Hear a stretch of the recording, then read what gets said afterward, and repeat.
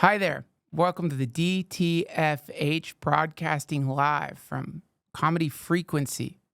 Comedy Frequency exists deep beneath Austin in a hardcore military bunker. It is the most high-tech place I've ever been. Retina scans, security clearances must be passed. Wild dogs, they seem wild if you don't have the correct pheromone that they slather on your body before you come in, and they will attack you. But it's worth it. I understand why they're protecting it. There's proprietary technology here. You think that I'm talking into a camera. This is hilarious. It's not a camera, friends. It's a vaporous warping mist, some kind of quantum mirror device. They try to explain it to me. I'm not really sure how it works, but all I do know is I'm happy to be here. And this is where we are going to be broadcasting from for as long as I possibly can. As you know, the times of darkness are upon us, and soon none of us will be above ground, which is why I made the choice to make my new home for the DTFH 7 miles under Austin in a limestone cave filled with mysterious bones, which is really weird because these bones, they don't look like anything I've ever seen before. Not only that, there's strange statues, idols, and tablets that have something in it that I think could be ancient Sumerian. There's weird cave paintings on the wall that seem like some kind of warning from whatever lived down here before, that we shouldn't be down here because the things that were and will be again will destroy us if we invade their territory. But to me, that's a bunch of bullshit. I'm not afraid of superstition. And as far as I'm concerned, technology wins 100% of the time. There's a dark area in the cave where I pissed on a Necronomicon because I don't give a shit. Felt good. Leather-bound book with some scary face on it. I'm not afraid. I wasn't afraid when it opened up either. I wasn't afraid when the weird writing seemed to swirl and spin beneath me and the images seemed to come to life and change, showing some shitty depiction of me being scooped up by a thing with thousands of eyeballs and tentacles that seemed vaguely familiar, very ominous. Didn't scare me at all. Took my piss and walked away. And did it imitate the sounds of every one of my family members saying that they were in hell and that I should do whatever I could to get out of that cave as quickly as possible? Yeah, it did. And you know what I did? Go ahead. I'm old. This still means something to me. I turned around and was like, fuck you. Fuck you. I'm not afraid at all. And yeah, did my fucking hands bleed? And ever since that moment, have my nipples been secreting some kind of gel that seems alive and moves down my body and scurries off into the darkness? So what? It doesn't bother me. I'm a modern man. Speaking of modern men, today we have one of the most modern men I've ever met in my life. Matt McCusker is here with us today. You already know who he is. You probably watch his amazing podcast with Shane Gillis, Matt and Shane's Secret Podcast. You probably go and see his stand-up all the time. If you have never seen him do stand-up, that is a sad, sad thing. We've only got a little bit of time left together here, and while you're still Earthside, you should go see Matt perform.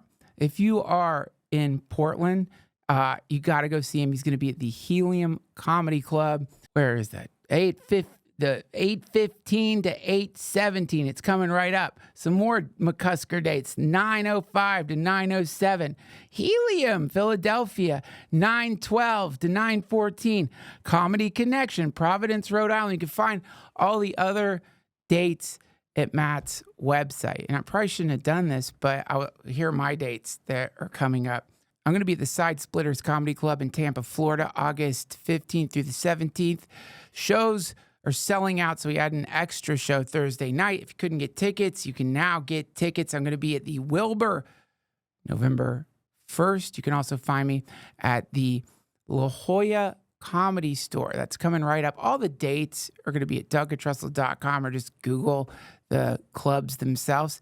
Come see me do some stand-up. I would love to see you in person. And now, everybody, please welcome the shaman, Matt McCusker, to the DTFH. Matt, welcome to the DTFH. Thank you for doing it. Thank you, man. Thanks for having me. I was pumped. We were just talking. I was just telling you look ripped. You look very good. You look in shape. And you were saying you've been running. And then you said the thing. Whenever you get it going, you rest on your laurels. Turn it off immediately. What is that? I don't know. Why do we do that? Dude, I was on like a 4-month tear at the gym. And then I got like every time I get a cold or something, I had like allergies. And I stop, I can't start back up. Yeah, Every time I think about like struggling under weights, I'm like, nah. It's the worst. I know. It's kind of like, whenever it happens, whatever the thing, the disruption throws you out of your pattern. And I just get this grim sense of like, well, it was nice exercising because you could just feel the entropy setting in. Oh, dude, you just start dying. Like I'm back to dying now. I'm done. I'm done kind of trying to strengthen and proliferate life, and I'm going to just die now. I know. It's like, isn't that wild? What is that? Didn't Freud talk about this? Death instinct, The death instinct. Just some part of you is like, okay, back on track to All your dying. cells just want to die. It's kind of true. Especially after you have kids, right? Like, they're kind of like, we're done. I'm back in death mode right now. Your cells are like people at an office after like 5 p.m. when a meeting is going on too long. Yeah. And they're like, it's time to go home now. They want it, exactly. But you got to stay alive for your kids. I mean, for sure. I'll be back. Yeah, I'll be back to working out. Yeah. I need to just like catch myself in the mirror and get disgusted. And then I'll go like, all right, it's time.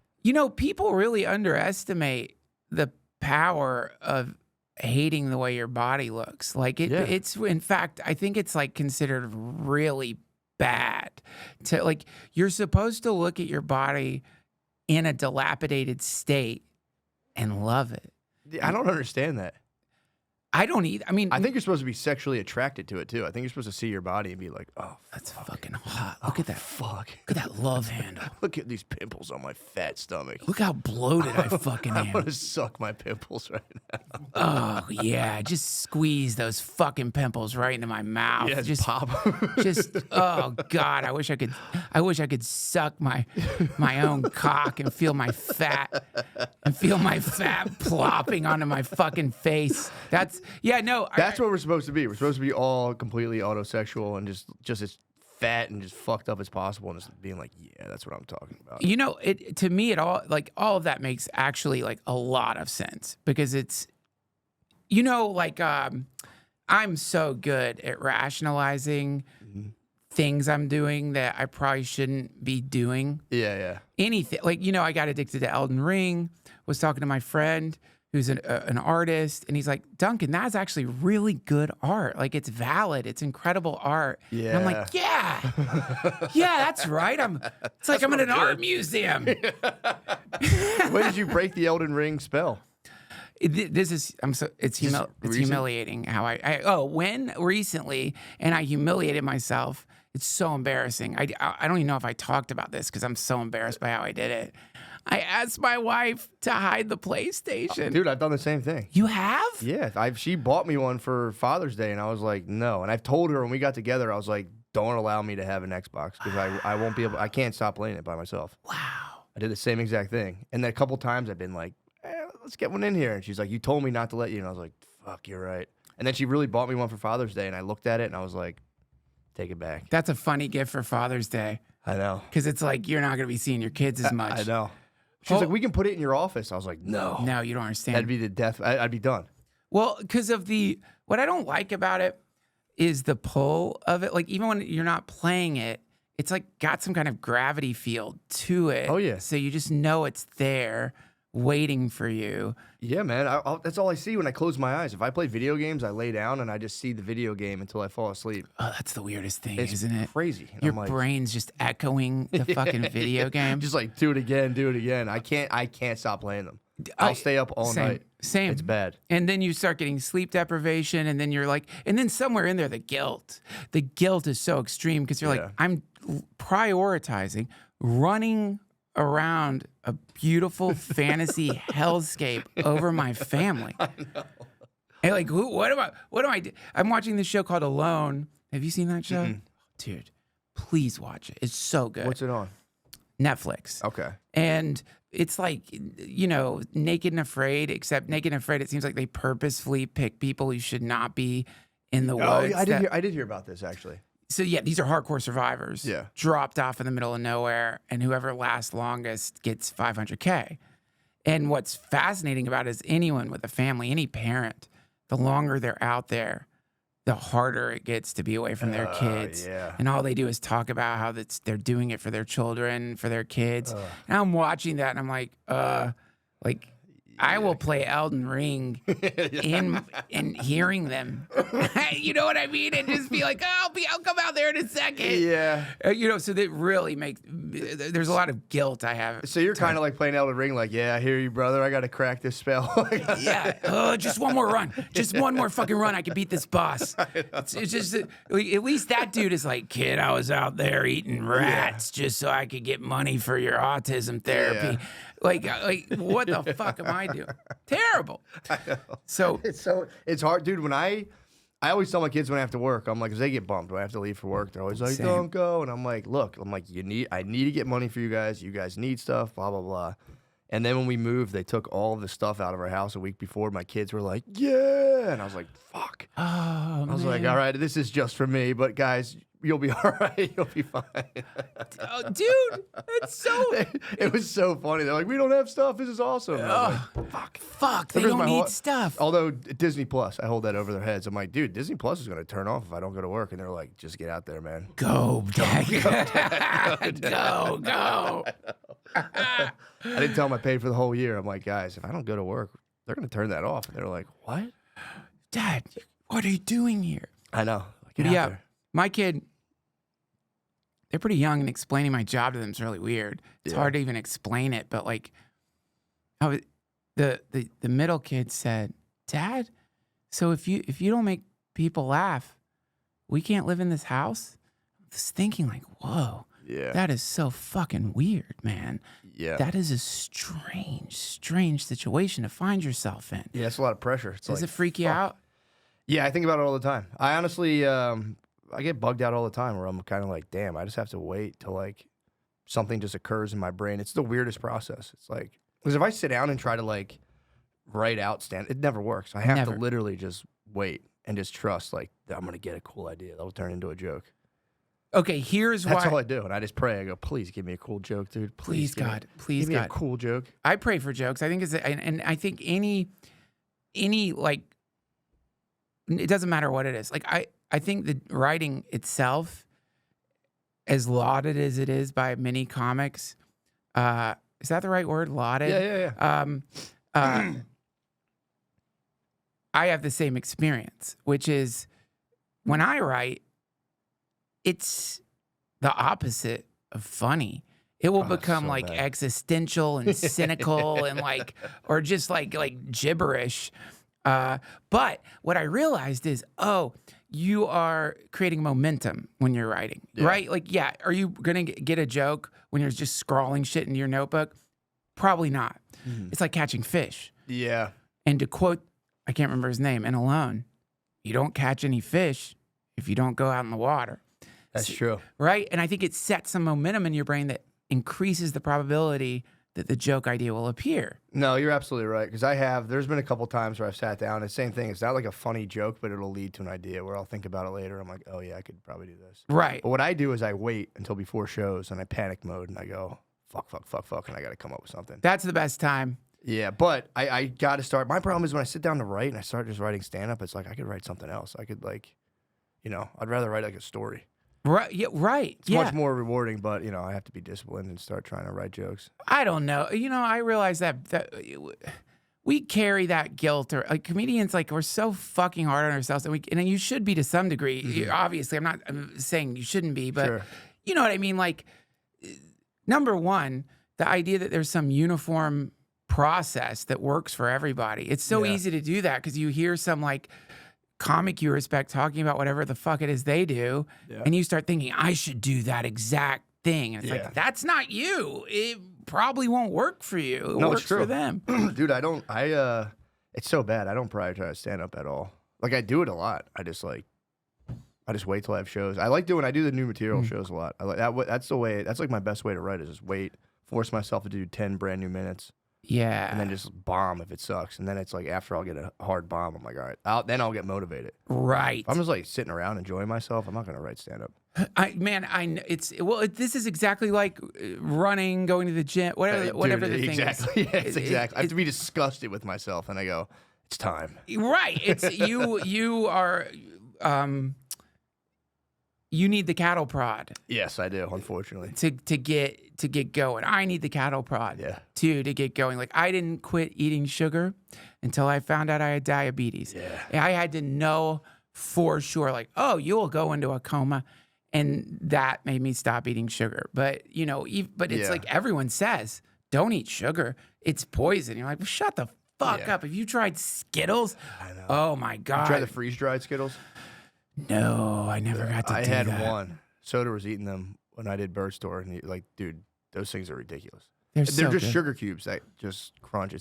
I don't like sugar like that. My problem is if I have it in my house, I won't stop eating it until it's gone. And then as soon as I stop eating it, I don't think about it ever again. And as soon as someone shows me something sweet, I'll think about sugar for like 3 days straight. Oh, it's a drug. It's crazy. Oh, dude, there's a great book. You would love it. Psychonauts. Have you heard of this book? Is that the history of? Yeah, my brother just showed me this. Yeah, You will love it. it's William James on the cover. Yes. Yeah, he literally just showed me this. William James, Freud, countless other luminaries, scientists were high as a fucking kite. Yeah, that's crazy. Blasted. It's crazy for a lot of reasons, but one, just that there's a precedent for, in our country, a drug not being recognized as destructive, but more as something incredible. Then the drug ends up in everything, like cocaine. Yeah. Suddenly cocaine's in Coca-Cola. When they're putting in Coca-Cola, they're not doing that because they're like, this is going to get you fucked up. They're doing it because they think it's going to like improve your mood. It's good for society. And like, so it's normal. It's a normal thing that deadly drugs wind up in the food. And because they're drugs, people don't want to admit that it's hurting people, and there's a big struggle before it goes out of the food. And sugar, holy shit. I know, dude. Sugar is so fucking bad, dude. It's in literally everything. Everything. Yeah. Yeah. It's literally bad. It's just, like there's no like, well, it's like, no, it's actually bad. Yeah. It's bad. It's terrible. Yeah, it's in fucking everything. And That's the cocaine thing in Coca-Cola is crazy because that really was. They were like, dude, this stuff's awesome for you. Oh, wouldn't it be great? That'd Wouldn't it be incredible to be able to go to 7-Eleven? I mean, you could basically slam C4s, all that other, whatever those things are. And honestly, you could probably just buy a Coca-Cola and pour cocaine in it and mix it up and get the experience. Now that I think of it. Yeah, you actually could because there was that and there was what was the other one like there was the other thing that gave it the coca. It's like coconut or beetle nut, some weird thing. The original thing was like this. It was a coconut or something. Coca leaf. It was something like that. It was some other. It was like a weird health elixir. The guy who invented it was a weirdo, man. He was like a doctor and he had done a bunch of other stuff, and then he finally put that elixir together, and everyone was like, "Yeah, this stuff fucking rules."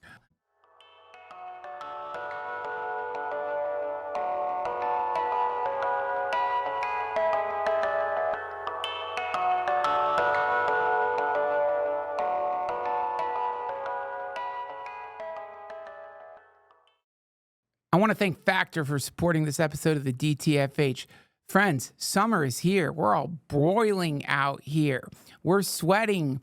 We're oozing. We're so hot. And what's sad is a lot of us are scooping garbage food into our mouths.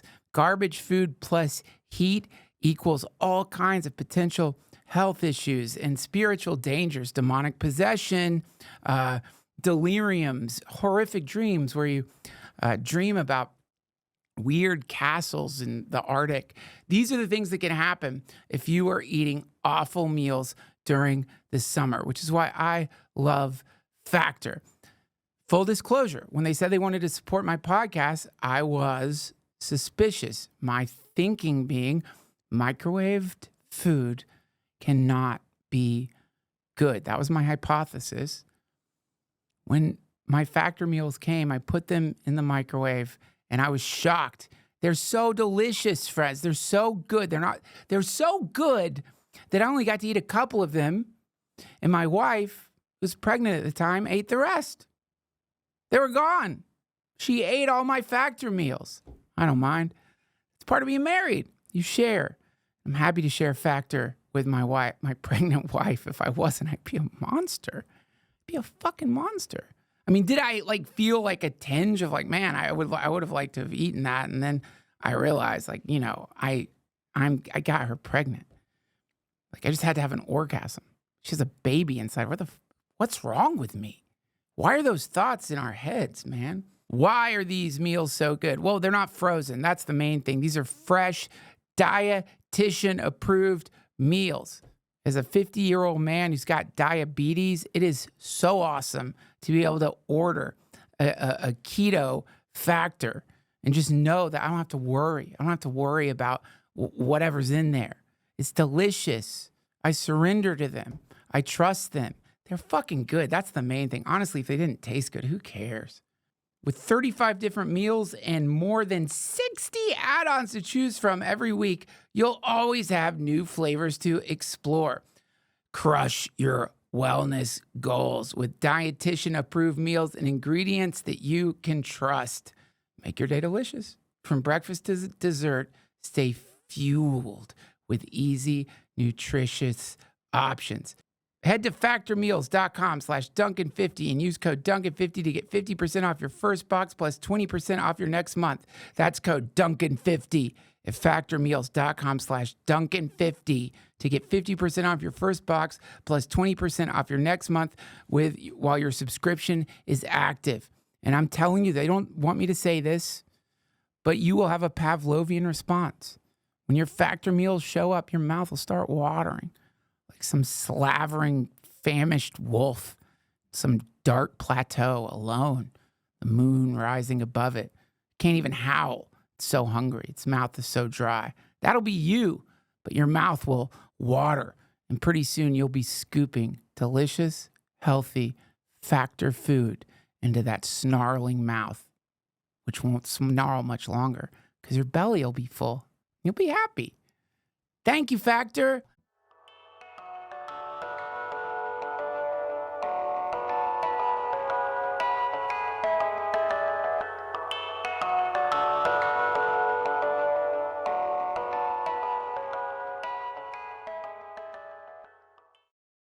Dude, it was like whatever the world was like back then, it must have been incredible because, you know, now we're post-prohibition and like, I don't know about you, but if I do drugs, I feel guilty as fuck. I never got that out of my head that it destroys your brain because like I was getting like indoctrinated from like the third grade. Did you get that? Did you get the DARE program? Do you remember we had that? Officer Friendly came and would like show us crack pipes and all this stuff. Oh my God, you had that happen? Yeah, my brother claims that they explained weed when he was in school and he was like, I'm definitely gonna smoke that. They were like, this will mess you up, and they explained the effects. He goes, that sounds fucking nice. I'm definitely gonna do that. That's what LSD for me. You heard about it in school and you're like, that's actually kind of chill. Film strip. They said, that's how old I am. We had film strips and they said, you know, LSD. I think the cop said like this, we took somebody in and he could see dragons. And that was it for me. I'm like, oh, sold. I cannot wait. They should have switched that up. They should have been like dragons. You're like, all right. Yeah. Or you're like, home, you see math. Acid makes you see like addition, or, you know, acid makes you want to like clean the house or something. Anything other than like, how do you tell a bunch of elementary school kids there's a drug where you can finally fucking see a dragon and expect them not to want to do that? Yeah, you've been jerking off the dinosaurs for like 5 years. And you're like, bro, sign me up right now.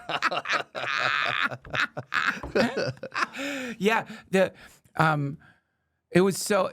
Was your officer friendly an asshole? Was he gruff with the kids when he talked about it? I was so little. I'm trying to remember. I remember him just taking this real matter-of-fact tone and just watching from the back, just kind of like whatever. Because we had him, he would come, and then we had this guy from Pico, which was like the electrical company, and he would just hook like toys and various things up to high voltage and blow them across the room. Like, this is electricity's dangerous.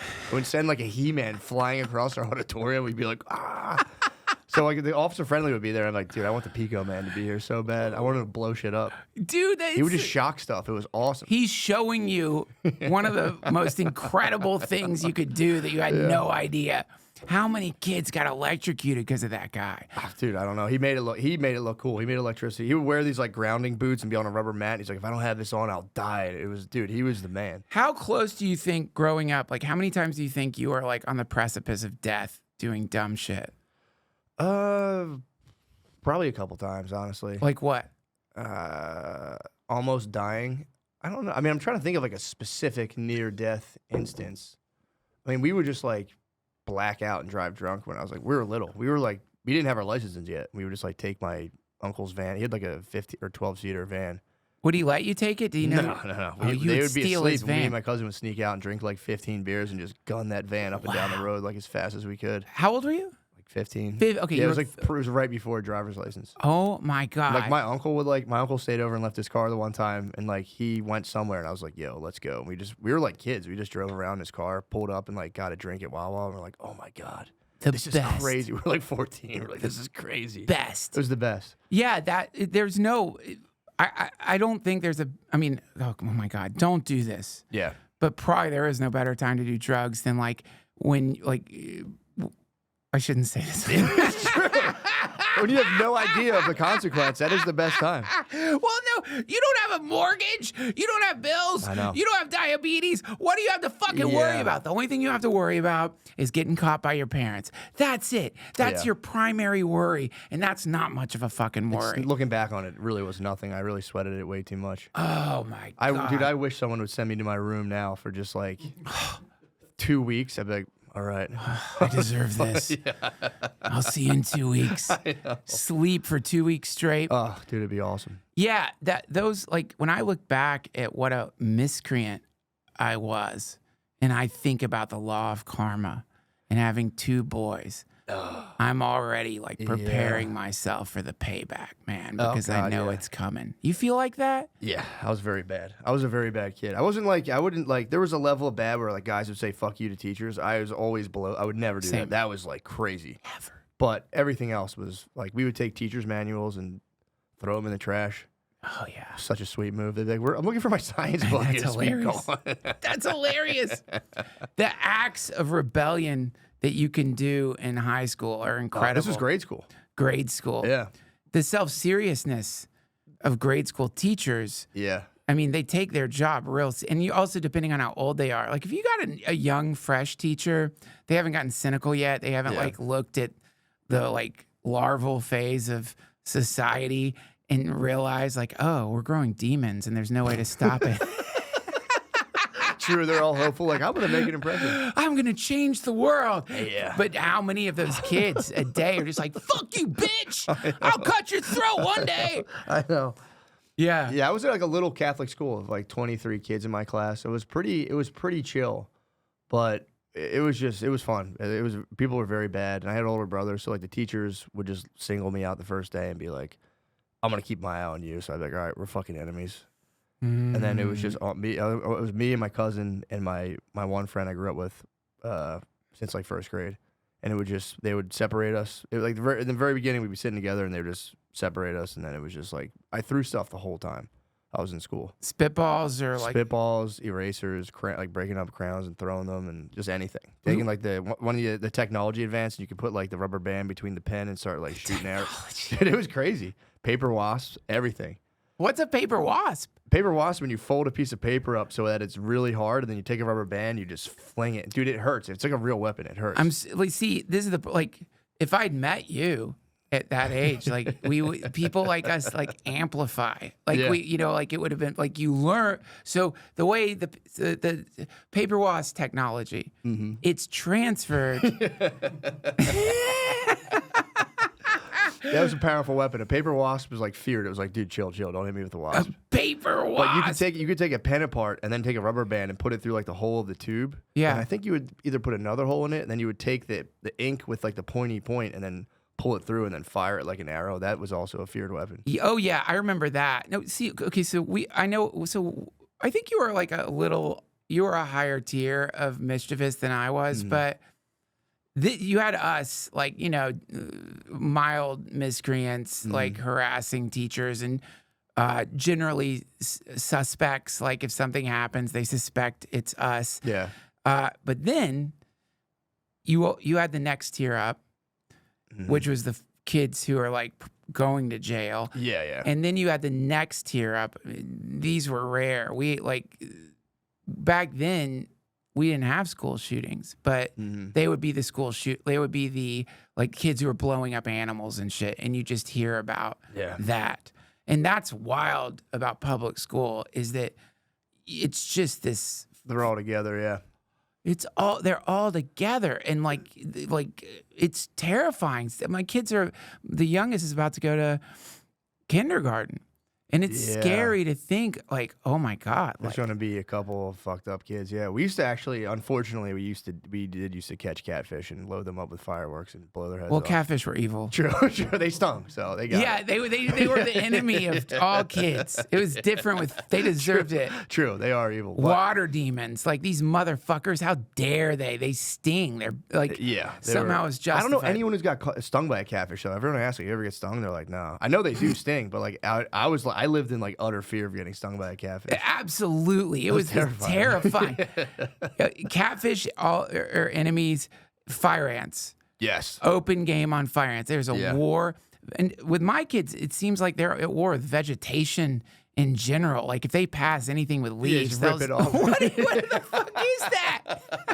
It's like a war. My kids do the same thing, and my dad spazzes. He like loves trees. He has all these trees he planted. If you walk by his tree and pop a leaf off, he's like, what are you doing? Get off my trees. So my kids do it. I'm like, no. Even if we're like out here, I'm like, whoa, take it easy on that thing. I think it's DNA, man. I think it's some kind of monkey DNA that's still in us because they don't.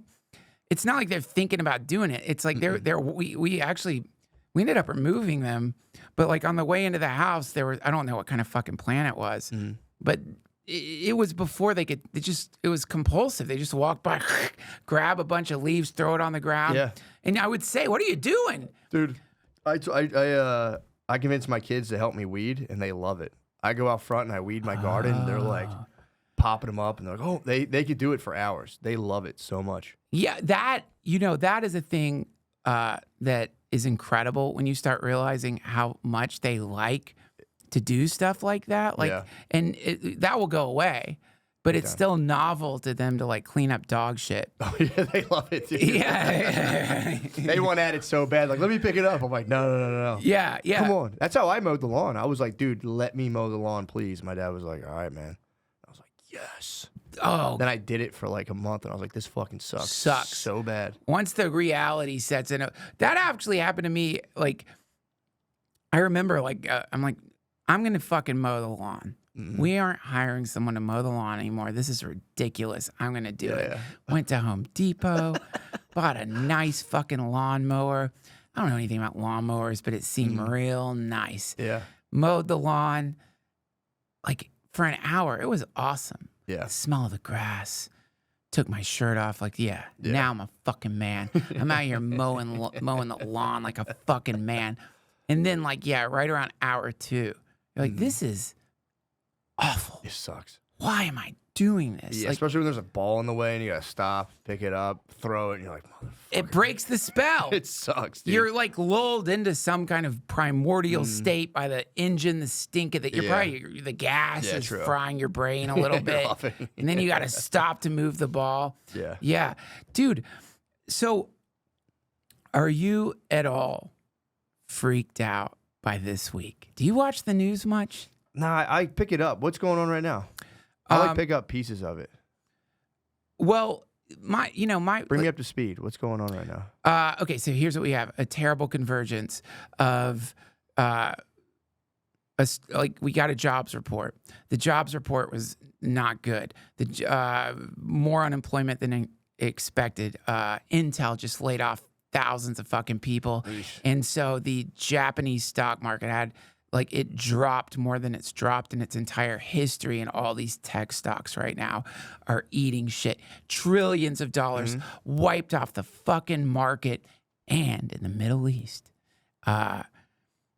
you know about the thing Israel like blew up the head of Hezbollah. Yeah, I did see that. In some way, I don't even think they know how. They still are speculating. Is it a guided missile? Was it planted?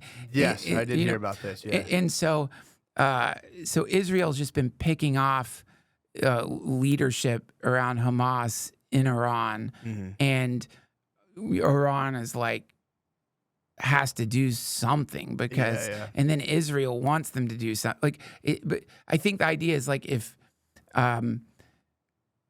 Israel knows that if it can sort of bear bait Iran into like attacking in some egregious way. I mean, I don't know. What are you supposed to fucking do if someone's like blowing up people in your own country? But if they can get them to attack, and then they can say in advance, if you attack us, it's going to be all out war.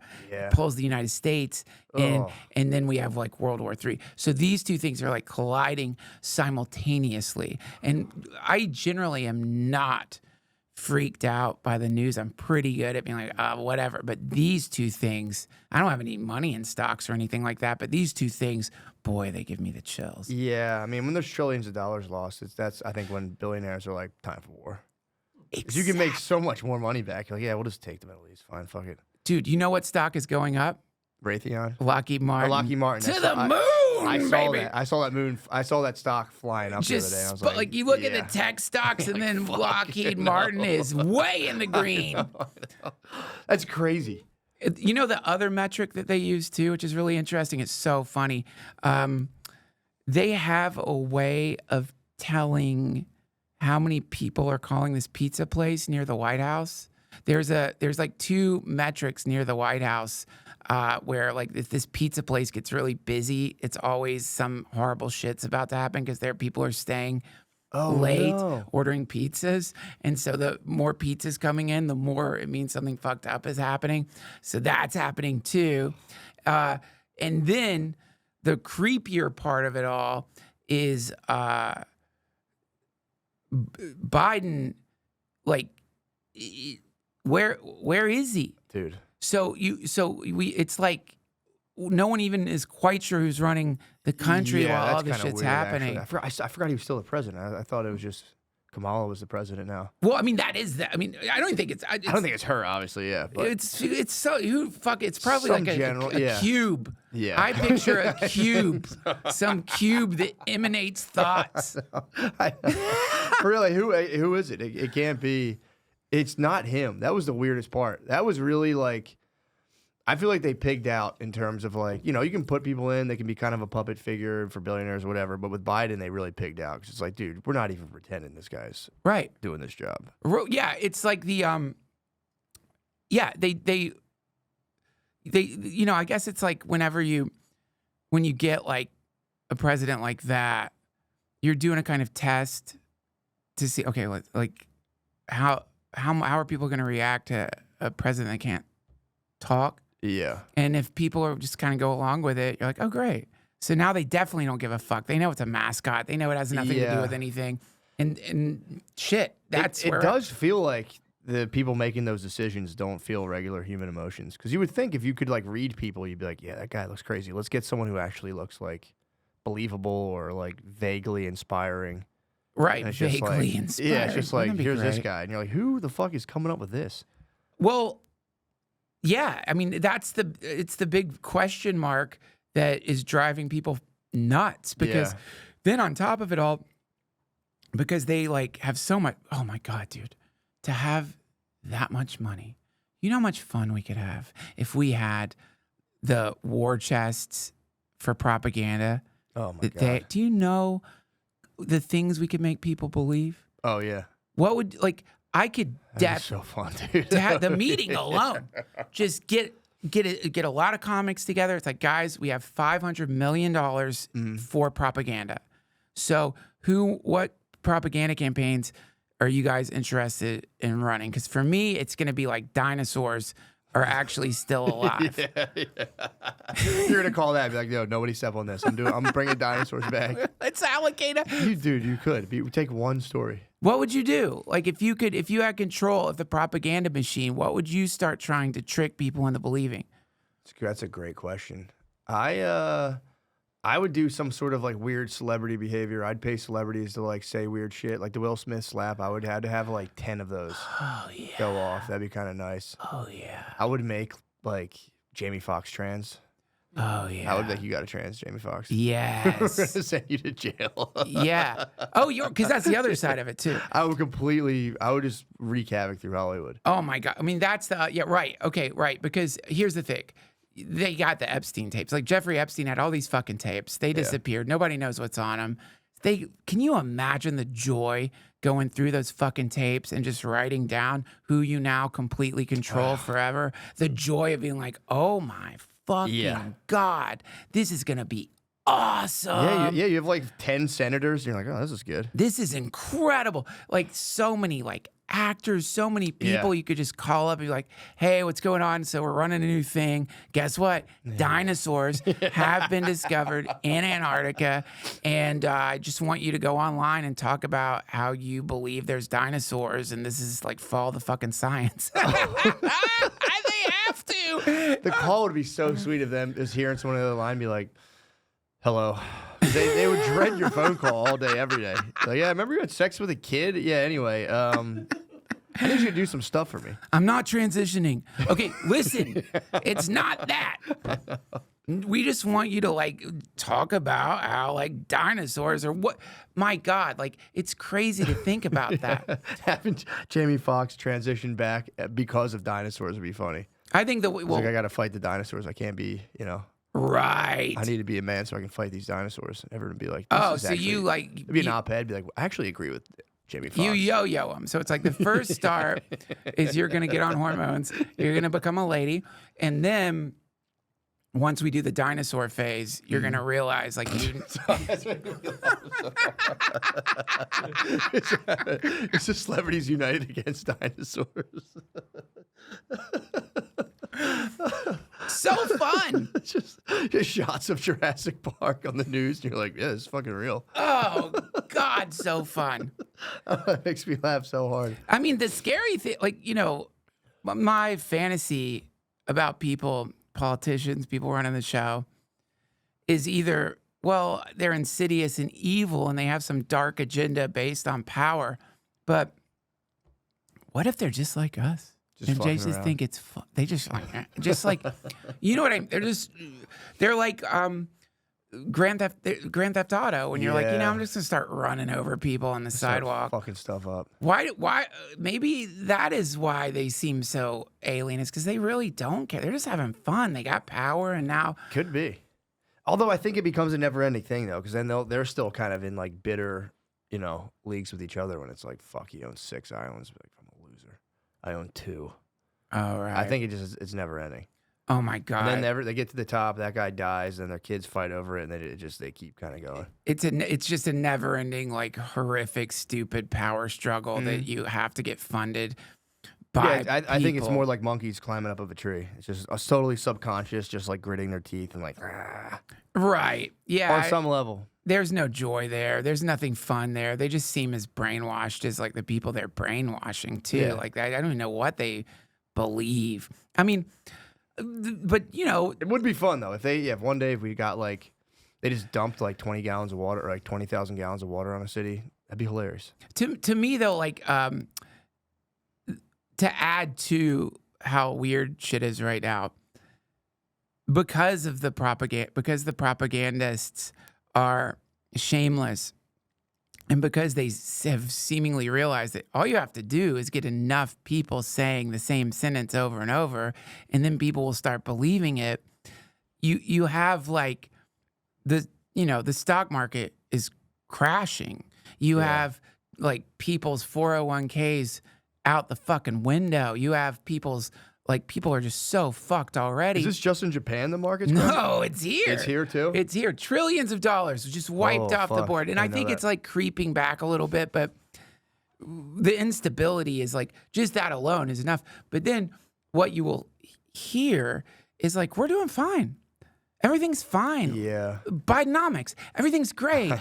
Right? So that's the part that to me has got to be like really unnerving for a lot of people, because they're experiencing one reality, but then they go on the news or social media, and the reality that the establishment is putting out is the polar opposite. That must make people feel crazy. Yeah, it's insane. I mean, they're also, it's an election year, so they can also now, like the tools they have, like they've been doing like dirty political tricks. I read a book recently by this guy, Charles Colson. He was like Nixon's one of his top political aides. The stuff they would do is like there'd be a guy running, against him or whatever, and they would just make shit up. They'd be like, we're going to run a story that he's like an angry drunk, and it would just go through the news, and it would just, dude, it would like completely destabilize the other guy running, and they did all kinds of shit. Now they could easily, if you have 5 billionaires that are like behind this one guy, you can tank the stock market. You can just be like, fuck it. I know. Let's tank the stock market for a couple of days. That way, it's like it looks bad on them. We can come in and save it. Right. We've had a like apocalypse hanging over our head the whole time. It's been the Middle East problems. We've had like some terrifying threat the entire time we've been alive. It's been terrorists from the time I was 18. There's never really a lull. There's sometimes a little lull. Then it was Trump, it was Hitler for a long time. That's wearing off because he almost got shot, I guess. And now they're like, fuck, doesn't work. Yeah, now, it's gonna be there'll be a threat looming over our heads forever. Well, okay, so there could be. I mean, it's probably some of it's probably valid, but like, dude, like ISIS just went away. I'm curious as a dad. Mm-hmm.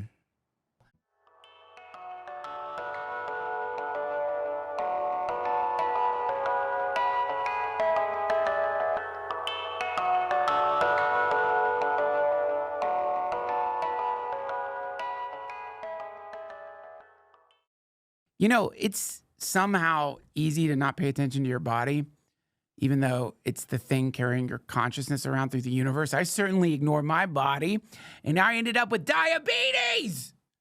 That's what I got for it. It's just easy to not take vitamins, not drink enough water. And vitamins suck. They suck. I feel like a dog swallowing those things. I just don't like it, which is why I love AG1. It's easy. That's the main thing. All you have to do is put some AG1 into some nice cold water in the morning and slurp it down. This is my morning routine. No more feeling guilty because I forgot to take one of the 70 vitamins you're supposed to take when you're my age. I just slurp it down, baby. And bam! I'm Lazarus being pulled from the tomb, not by Jesus, but by AG1. Something that's always weirded me out about walking around in meat is that apparently a lot of my decisions are not being informed by my brain, but by my gut biome. Some kind of weird flagellum slopping around down there decide they want a candy bar, and they blast some chemical signal, and suddenly I'm like, damn, man, I would really love a candy bar right now. This is why having a healthy gut biome doesn't just lead to better skin, better hair, but better mood. There's a direct connection between those tadpoles down there begging you for sugar and booze and the way you feel. So if you can get that gut biome healthy, woo, baby, welcome to a new life. 70% of your immune system lives in your gut. In a research study, AG1 was shown to double the amount of healthy bacteria in your gut. Gut diversity. Don't you wish they had another name for it than gut? Gut diversity is important in supporting the health of the gut. AG1 contains a wide range of vitamins, minerals, and superfood-sourced ingredients. If there's one product I trust to support my whole body health, it's AG1. And that's why I've partnered with them for so long. It's easy and satisfying to start your journey with AG1. Try AG1 and get a free 1-year supply of vitamin D3, K2, and 5 free AG1 travel packs with your first purchase at drinkag1.com/Duncan. That's drinkag1.com/Duncan. Check it out.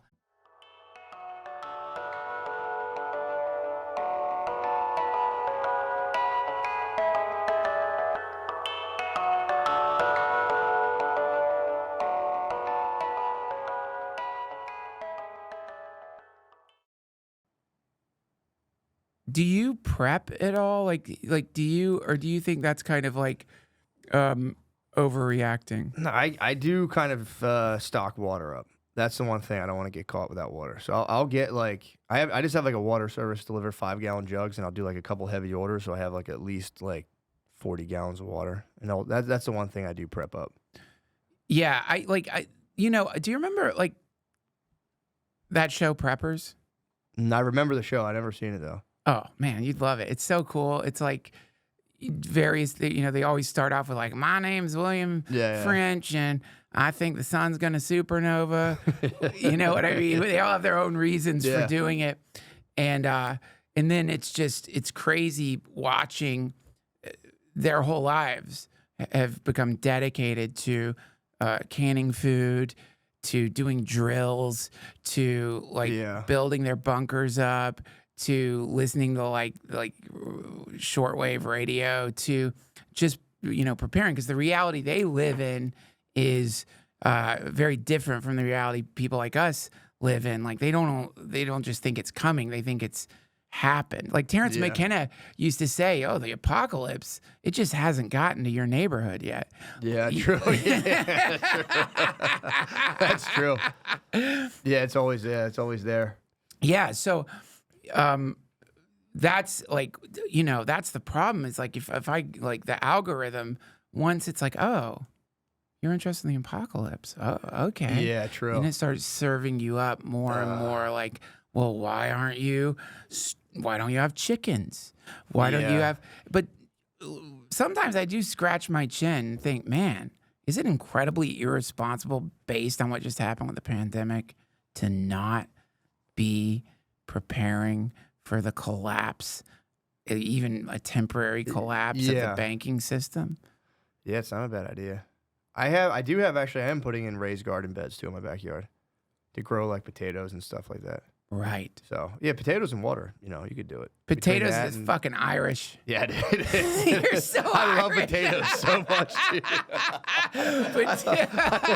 I love potatoes so much. Yeah. I can eat them every day, and I'm like, yes. Yeah, I mean, I don't know. I like wildly pendulum in between, like, holy fuck, I guess this is really the end of the world, to like, I'm not going to fall again for some more election year bullshit. Yeah. I mean, dude, it is the World War III stuff scary. And honestly, too, there's like World War II was real. That was for real. Like, that was insane how bad that was. So it's like we might need to bear witness again to like every 50 years to just like a total calamity. Yeah. And then be like, all right, let's chill. Let's chill out. Let's go back to church. Let's fucking chill. Yeah, right? Oh, no, you can't. God, I got one of the my wife showed me this hilarious fucking comment that I got. Because, like, on my podcast, I talk to all kinds of people, Satanists, Buddhists. I just like religion, and I like mysticism and stuff. Mm-hmm. I think I was talking about Jesus. Yeah. And so the comment was, Duncan's wife has turned him into a fucking Jesus freak. It's intolerant. You can all day long be like, yeah, I went to a satanic black mass a few nights ago. It was really cool, cathartic, liberating, helped me with my spiritual trauma. I watched somebody get fucked on an altar. But God forbid you talk about Jesus publicly. Woo! That pisses people off, which is wild. It's a taboo. Dude, you're literally talking about like jerking off into your mouth, and people are like, huh. If you mention Jesus, people are like, yo, dude, chill. Relax. Don't be weird. You can talk about Jesus jerking off into your mouth, and people are like, hell yeah, you go get that. Go blasphemies. I love the blasphemies. It's a taboo. It's the taboo of Why? our time. I don't know, man. It threatens people. It's the prevailing worldview. So it's like if you're operating under one thing and people bring up another thing, you're like, yo, what the fuck, dude? What is the prevailing worldview? Scientific materialism. Okay, right. So it flies in the face of that, and you go like, weirdo. But a lot of people with the prevailing worldview don't know that it's scientific materialism. That's what's really bizarre about it. They just think it's like rational, I guess, or that's what they do. They go like, I'm rational. Like I'm just a rational guy. And it's like, no, you're not, dude. I mean, it's really curious to me. I don't even like the knee-jerk reaction to it is very strange to me. Maybe it's probably because the examples of it out there are like dudes with like big teeth flying around in private jets who've hornswoggled their congregations and they're giving them so much fucking money, and they're like, they think that you've gotten vacuumed up into that thing. But they do. But it's also like, dude, I don't know. That's a very kind of simplistic way of thinking, to be like, that equals that, and this is going to happen now. It's just like you're just making something up in your head. How would you describe Christianity to people if you had to? Like people who'd never heard of it. Like, what is it? I think the way I look at it is like So if you're a Buddhist, you're trying to, become enlightened, or that's like the goal. If you take it like nirvana, enlightenment, blah blah blah. Christianity, it's like learning how to practice unconditional love. So that would be the end goal. Whereas you try to get enlightened, you would try to genuinely practice unconditional love. So that, I think that's a great definition, and I don't think people think that's the definition. I think people think that, like, how do you think the secularists, like, if you're a secularist, what is Christianity? It's just like people believing in physically impossible feats that are just deluded, and they're crazy, and they're like the big thing is like, you really think Jesus Christ rose again? You think he died, and you think he physically ascended into the heavens? That's the big hang up. Do you float up on a cloud? Yeah, exactly. Is that what you think? You float up on a fucking cloud? Yeah, and then they focus on that rather than like, well, no, here's a little guide to how to enrich your life and find inner peace and blah blah blah. And they're like, no, that's all bullshit.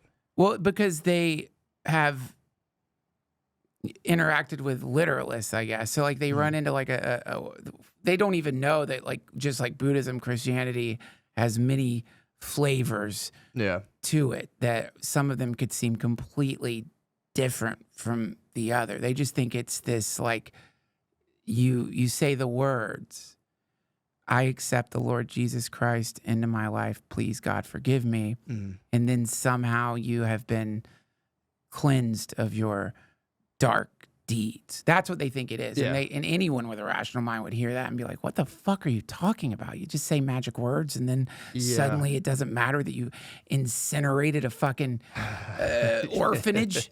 Yeah.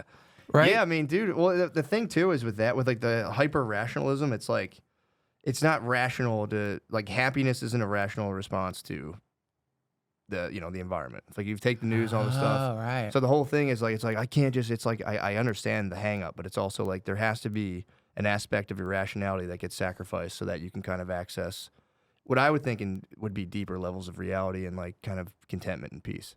So it's like, you don't have to literally, I mean, you can, it's just being able to suspend that cynical part of your brain to, like, kind of read into it over a period of time. I think that kind of, like, it, like, leads to, there's, like, think of it as like a little pearl inside of an oyster, but there's, like, this weird process that you're gonna have to suspend your normal workings of your mind, and that freaks people out, because that's them, and they're like, as far as they are, like, this is the way I view things. But if you can, like, suspend that for a little bit and kind of venture in, maybe you can, reassemble your worldview. Of course you want me to suspend that so you can fucking get me in your fucking cult. That's true, yeah. That's what... That's true. I mean, that does happen, though. But that is what that... So the invitation in most theistic traditions is to suspend that part of your mind. Have the guts to do it. And, yeah, it's also the invitation from all cults, which is like, don't, you know, that's the devil's voice in your head saying, I shouldn't mouth fuck your wife. Of course he doesn't want the prophet to pour his golden seed into your wife's ass. That is the problem, though. I get that. That freaks me out. Right. I mean, it's because that part of your mind is the part of your mind that keeps you from getting conned, scammed, humiliated, embarrassed, ruined, and it's helped you a lot throughout your life. And so, like, the way the Hare Krishnas talk about the situation is, so God, Krishna, is the supreme controller, and I think the word for that is Ishvara, the supreme controller. God controls everything. Similarity in the Bhakti Yoga, Vaishnava Bhakti Yoga tradition and Christianity. In Christianity, you have God made man in his own image.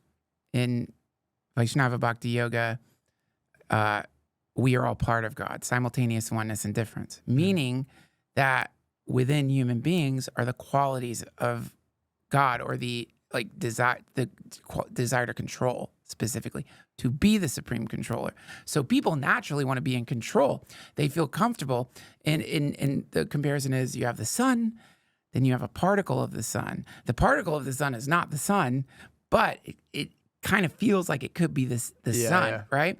So I think this is the secularism doesn't want to cede the sense of being fully in control of nature, reality, society, which is why the secularists like to reinvent the wheel, or attempt to reinvent the wheel, or like try to my wife and I talk about this all the fucking time. Like, the new thing is like the trad wife. It's right. So they hate that shit. They are like, what the fuck? You're going to stay on with the fucking kids and ruin your fucking life with a kid. You're going to fucking breastfeed? I know. Get him a formula. Get into the fucking cubicle. Yeah, exactly. It's crazy, dude. right? It's such a weird thing to be like, being a mother sucks. You should be selling insurance under fluorescent lighting. And it's like, okay, man. They get mad. And I think the reason it's offensive to them is because the dream is to fucking reinvent the wheel. Yeah. Right? I mean, my God, there's got to be a better way to do this shit. Mm-hmm. It's modern times, dude. Are we really going to go back to the madness of the past when a mom would be with her kids? Like, but there's more to it than that. I mean, I'm simplifying of course, it, yeah, but right? So, yeah, like that seems to be, I guess, the reason where you get into a situation where there's an invitation to connect to a transcendent reality that is outside of like default reality and all of the constructs. Pisses people off. It freaks them out, dude. That death. I was literally reading about the death instinct last night, and the guy was talking about how. So it's like there's like the inorganic material of the universe. It's just like the stuff in the universe. It's somehow formed into life, and then life is dying to get back to that state of inorganic material. Right. So it's like if that inorganic material has the intelligence to somehow form life, and that life is trying to get back to that inorganic material, maybe that being that inorganic material is actually sweet. I mean, yeah, it must be fucking awesome. It's probably fucking sick. A meteor just zooming through space. Yeah, dude. Just enjoying, just infinitely plummeting through the abyss. You don't miss your other meteor friends. You're not thinking about, can I fucking pay for dinner tomorrow? You're just like, I hope I smash in that fucking blue planet. I'm gonna fuck the moon up, yeah. I mean, I don't know. It just gets that's the religious question. Like, is there a larger intelligence in the universe than human intelligence? And what do you like, think? I think so, definitely. Just in order to make stuff, it's like so just chance. The idea that just chance made all this stuff, I'm like, can't buy it. And your physical, the cells in your body respond to one version over the other. If you're telling yourself like it's all fake, it's all bullshit and meaningless, it hurts your body. So you get shriveled up. You get shriveled up. It's bad for it's literally bad for your health. People don't believe this. If you look into it, there's studies about this. If you have a religious worldview, people on average, you can even look this up, they live 7 years longer. So it's like that's a weird thing, because if you're a pure materialist and you're like the answers in material reality, it's like, well, for some reason material reality really responds. I mean, I guess like the argument against that would be, listen, it's better to be dead. That's a good thing to die early, I guess, right? Like, you really want to live longer in this fucking chaos prison that we've applied our fucking stupid post-monkey fantasy on top. We projected some nonsense, some morality, some ethics over something that is really just a shared hallucination by temporarily sentient blobs of fucking flesh. Fuck life. Yeah, go ahead, live longer in this dark hell world with your fucking wife out there just with the babies. Look at her fucking putting milk in the baby's mouth. I'm dying. Well, yeah, the answer to that is that there's this gigantic, just infinite mass in the universe that somehow came together to create the experience of life. And that we are still at an infinite mass, and we should realize that and be like, dude, let's enjoy this. This is a wild experience.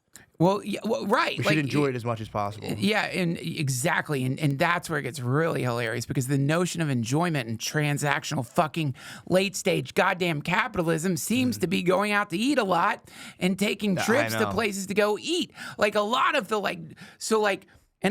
which is it's so true too. Which is very nice, but then the thing that gets trumpeted a lot.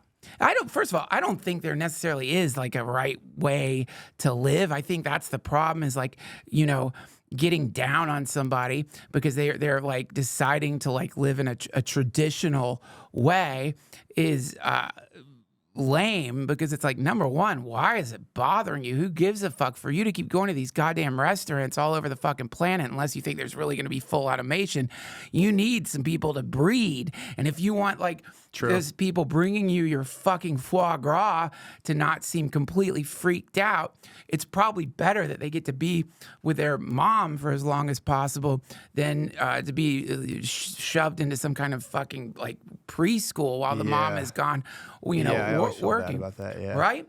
So like, it seems like the hedonic secularist mentality, when it starts getting anti-breeding, is forgetting the fact that it needs humans to cook the nice food that it gets to eat all the time because it decided not to breed. So why is it upset anyway? Like you need people to marvel at your wealth, to marvel at your like health and glory, or you're just gonna be like, you're fucked, because the whole dream of the childless person is I get to gratify my senses all the time. Yeah. And you can't.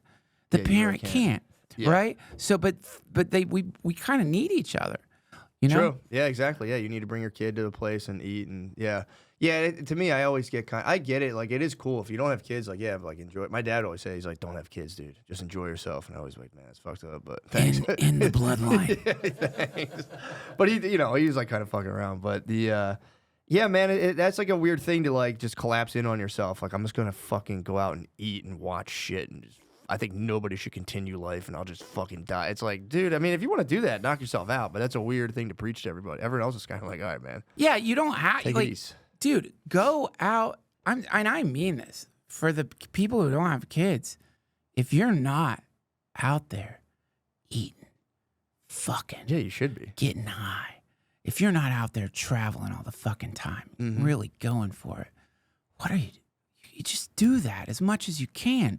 Like, I think that it's sweet. It's undeniably sweet. I would never be like, I'm hating it. It's like, enjoy that. Dude, the weird thing that happened to me during COVID was like, I didn't realize how in my head I was about other people. Like, I would go out to the grocery store and I would like see a person and be like, well, look at this kind of fucking person. I would like just judge him in my head and be like, fucking motherfucker. And I'd see a lady, especially when the mask came on, it became this very like us versus them kind of thing. I'm like, damn, the lady has a mask on. She fucking hates me. Yeah. Blah, blah, blah. And I just kind of brought this thing that I did anyway without all that stuff. I'd be like, I would just see people and either be like, better than that person, fuck that guy kind of rules. But then I would try to break them down in my mind, like, he's probably a fucking loser. And I didn't even realize I was doing this. Right. And it would just create so much pressure in me. And then during COVID at one point, I just stopped. I was just like, I'm done. I'm not out here doing this subconscious battle with people about like, how am I perceiving myself among them? What do they represent? What do I, blah, blah, blah. I just gave up doing that, dude. And it relaxes you so much. Be like, it's unbelievable. I can go through a grocery store and just have general good wishes towards everybody. I'm like, I feel great. I didn't even realize I was doing how the depths to which I was doing that before. Where I'd be like, look at this fucking guy's fucking piece of shit. Yeah, and I would just nonstop. You have no idea who's around you. You have no idea who they are. What's like? We were on a plane with a baby. We got a seat in the very back.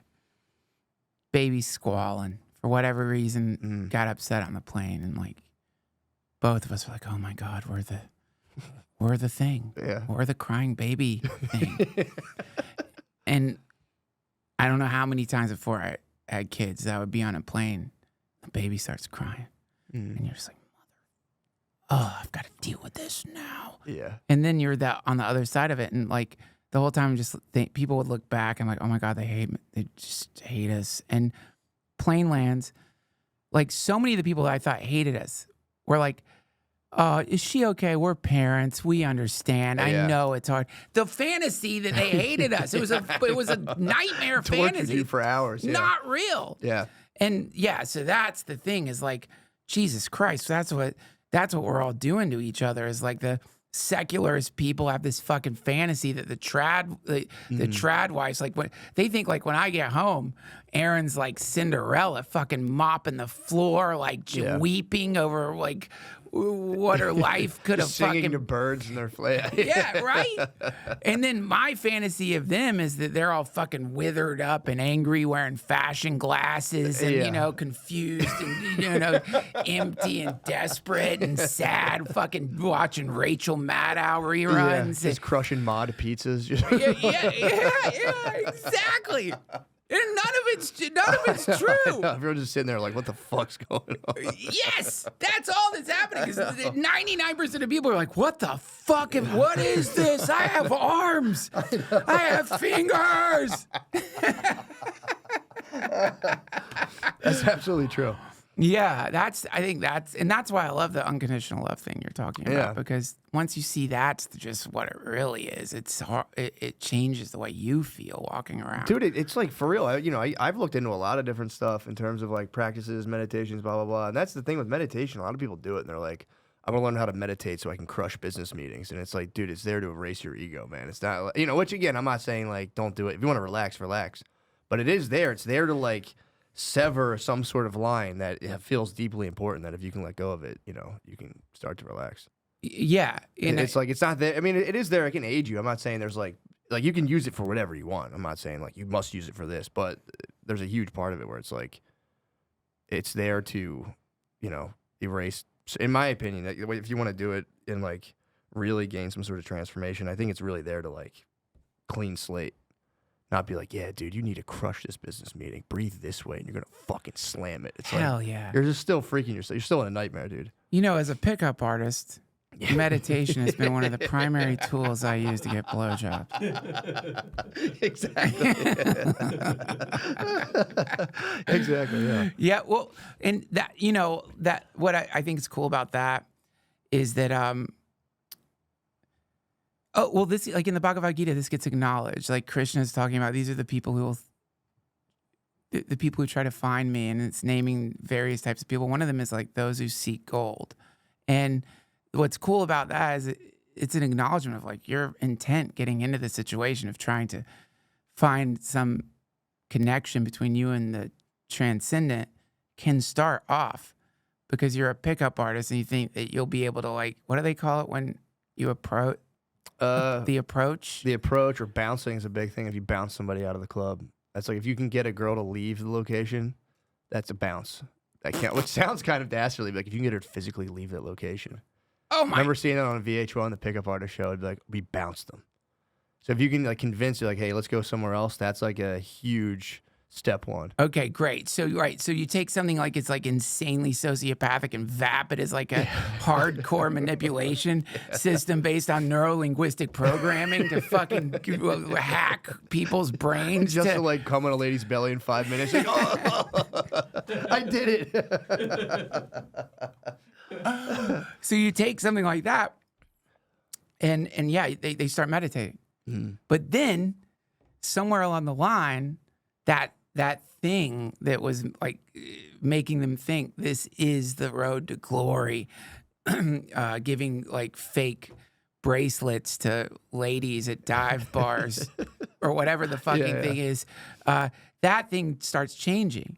Meaning, it's like, if you have some infection, I'm going to give you penicillin, and the penicillin will help your infection. And the story you say about why you're taking the penicillin, it doesn't matter. The infection is going to go away. That's what I love about it, is like any fixation on the transcendent, even Richard Dawkins style or full rejection of it, is still a fixation on God, even if it's in the reverse. It's true, yeah. There's no bad way in. I like all the fucking people who hate Christianity. They're the ones who are like right on the precipice of becoming Christians because all they're doing is studying the fucking Bible more than most Christians do. True. And it's also that same thing. If you're going to be like, if a bully is like making fun of gay kids for being gay, he's probably a little gay. Same thing. If you're like, dude, it's all fucking bullshit, explain to me how. It's like, bro, relax, man. Right. You're probably a little bit gay. For Christianity. You're probably just a little bit gay for Christianity. Gayforchristianity.com. It'd be a good dating site. Gayforchristianity.com. Christian Grinder. Yeah. My thing is, I have no like I've been reading about stuff just in general, just literally with the central mission to like chill myself out and have just a more peaceful, centered existence. It's like, I grew up in Catholic. I hated it, dude. I was like, this shit fucking sucks. When I was a kid, I was like, this is fucking bullshit. It's all bullshit. This is just like the cult of fucking Dionysus, all that stuff. And then you just get older and you're like, you know what? It's nice to have a relationship with something beyond yourself. That's all. Yeah. So you do whatever you want, man. It sucks. If you're 75 and you're like, I'm a fucking atheist, I'm gonna die. It's like, dude, that sucks. Dude, I personally think it sucks. Obviously, I'm of Irish descent. We're born to just like believe in leprechauns and shit. So like, whatever, dude. well, they're like, fucking real. I know, dude. That's a different podcast. I know. Fairy folk. That's the thing, man. That's the beauty of getting old. Maybe that's a beauty of just like your brain gradually shutting down. It's like sweet. The rebellion, the joyful rebellion against the status quo that you get to experience. Like as you approach oblivion, it's like, what am I fighting against here? Like, there isn't. It's just I don't have the energy, man, like to struggle with some overarching like global delusion. But then when you start realizing like that's to me like the most wonderful thing about any focus on a real spiritual lineage is if you're cynical like most of us are, you will go into it thinking like I'm gonna find out this is bullshit, and then the more you get into it. It's like, oh, shit, I don't think this is quite as much. I think there's more to it than I thought. Yeah. And then that's when you get caught. Yeah, you're fried. It gets you.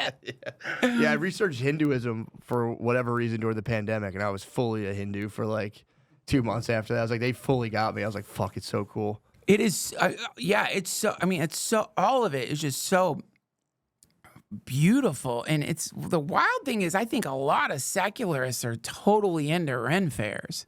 Like you're cool going to a Ren fair and pretending to be a medieval fucking peasant and acting like that, and it makes you happy. You go to the Ren fairs because it's fun to LARP, to live in some weird alternate reality for a weekend.